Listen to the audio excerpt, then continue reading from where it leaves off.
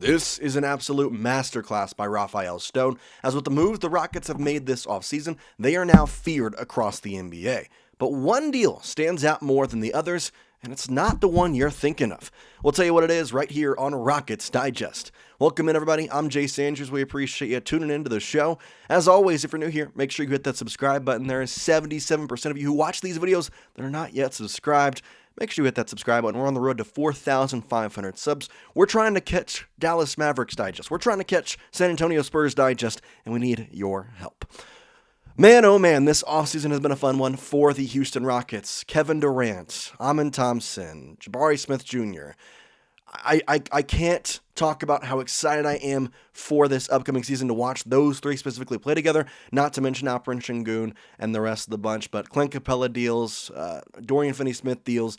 It's all just making it so good. And now the NBA is starting to recognize the Rockets not just made a good team for this upcoming year and for the next couple years, they have financially set themselves up to basically make their young players the star players of the future, while also still having some money available because of the way that Rafael Stone has managed some of these contracts and kind of fleeced the NBA in some ways. And we'll tell you why I say that, but I just want to quickly go through the deals that Rafael Stone has done this offseason because, quite frankly, I don't know if we've seen a more quickly executed offseason than the Rockets just did this year.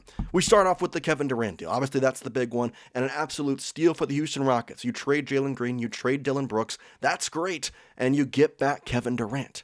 I'm taking that trade 9 times out of 10, and the only time it's not the 10th is because he's 40 years old. He's 37. I still got some time with at least good Kevin Durant. I'm not going to call him prime, but I like that move. Then you go into the signings of Clint Capella, and you get Ime Udoka's extension. Not to mention Dorian Finney-Smith. The moves that Rafael Stone just made back to back to back made the Rockets that much more scary across the NBA. Now, obviously, we talk about all these deals, and you forget kind of that the homegrown talent is also here. Ime Udoka, who a guy came over after whatever happened with the Celtics happened, and you sign him, and then you think about the Jabari Smith Jr. extension. You're getting your homegrown talent back, and you have him for until 2030, 2031. Not to mention Fred VanVleet getting a more team-friendly deal. It was a very good offseason for the Rockets in general. But, like I said, there's one deal that across the NBA, people are, I'm not going to say baffled at, but kind of looking at it and scratching their heads saying, how in the world did Rafael Stone pull that off? And that's where this article comes from. Rockets Rafael Stone draws praise for crafty off-season deal. And the sub-headline, it's been a nearly perfect offseason for Houston's GM. And I quite frankly agree. Because if you look at this team and you see the moves they have made, there's about one move that I can count that I'm like, I don't know about that one. It's the Cam Whitmore trade. And I think we all have our own opinions on that. Whether he was going to play, whether he was a problem, whatever. It really doesn't matter at this point, but he was traded, and I don't know that I liked it. I think Cam Whitmore would be a very good player for the Rockets. Reed Sheppard, Cam Whitmore, they chose Reed Sheppard. That's really what happened for the Houston Rockets. But what move are we talking about? Well, it's the Dorian Finney-Smith move, and it's kind of a wild reason why. That's where we go into today's report and kind of look at everything from an outside perspective. We start first with this saying, quote, the Rockets general manager received praise from Yahoo Sports' Ben Roback for the deal he struck with Dorian Finney-Smith, as the senior writer listed Finney-Smith's deal with the Rockets as the best contract of the entire offseason, end quote. So why is it the best contract? Why is he saying something like that? Well, it's because the Lakers could have easily done this contract, and yet they chose to not. Now we have to continue on with the report here. Yahoo Sports' Ben Roback saying this, quote, the Rockets took a big swing at the reigning champion Oklahoma City Thunder, trading Jalen Green, Dillon Brooks, and a handful of draft picks for Kevin Durant. Going all in on their quest to win the Western Conference, Durant's scoring represents a massive upgrade from Green, but the trade did leave a hole on the wing where Brooks served as a high-level defender who could knock down shots in open space. That's where Dorian Finney-Smith comes in. So, the Rockets targeted Finney-Smith, one of the best available 3-and-D role players on the market. He joins Alperen Thompson and Tari Eason for what should be a ferocious defensive wing rotation, end quote. And if you remember our reports, and kind of going back on it, The Rockets were going to trade it for Dorian Finney-Smith. That's what they were going to do if he opted in to his deal with the Los Angeles Lakers. But they didn't have to because DFS wanted a long-term deal. He wanted something longer. And so he opted out of his deal with the Lakers. And the Lakers said, oh, okay, that's fine. We'll offer you 2 years. What? So I opted out of my deal for an extra year? I don't know about that. And the Rockets were like, hey, we can offer you 4, but with a caveat. And that's exactly where we go into the report. Saying, quote, the Lakers reportedly would not offer Finney-Smith a contract longer than 2 years. And in the end, that is what the Rockets got him for, as neither of the final 2 years of Dorian Finney-Smith's deal is guaranteed, end quote. So let's get this straight. The Lakers did not get Dorian Finney-Smith because they only offered him 2 years and DFS wanted a long-term contract. So what did Rafael Stone do? Here's a 4-year contract, buddy. Here it is. You sign that right there, down there. Also, the last 2 years are not guaranteed. But sign the contract down there. Sign it down there. What?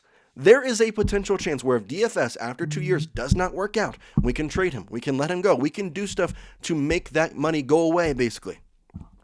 And in some ways, it's not exactly, but again, craftiness, it is a 2-year deal.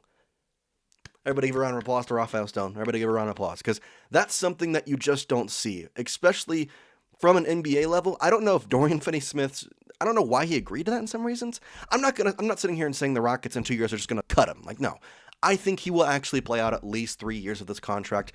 I doubt that final year. I think they'll probably trade him at that point. Just his age, where the Rockets will be at from what I'm looking at, this vision for the entire organization. I'm thinking next 3 years, it's Kevin Durant. That next year, maybe a little bit of a reset year. I'm not saying like full rebuild, but like just trying to figure out what's next for the organization. And they might trade away DFS to get something back in draft picks or something. So I could see that happening. But overall, you did get this guy for a 2-year contract when that is exactly why he didn't want to go to the Los Angeles Lakers. So I like that move, and it's an interesting one that everybody's saying is a very cool one by Rafael Stone. And so I do want to ask this question before I move any further, and this is about the entire offseason, not just about DFS. I want you to rate the Houston Rockets offseason moves. Scale it from 1 to 10. How do you feel Rafael Stone did this year? I'd say a 10 is like an A+, a 1 is an F. So, kind of make your inferences in between there, and 9 is an A, 8's A-, whatever you want to go down that line. So let me know your scale here for the Rafael Stone offseason moves. What a fun offseason it's been, and I think I'm even more excited for the season to start and getting to watch this guy on the court as a very good defender and somebody who can be good on the offensive front as well.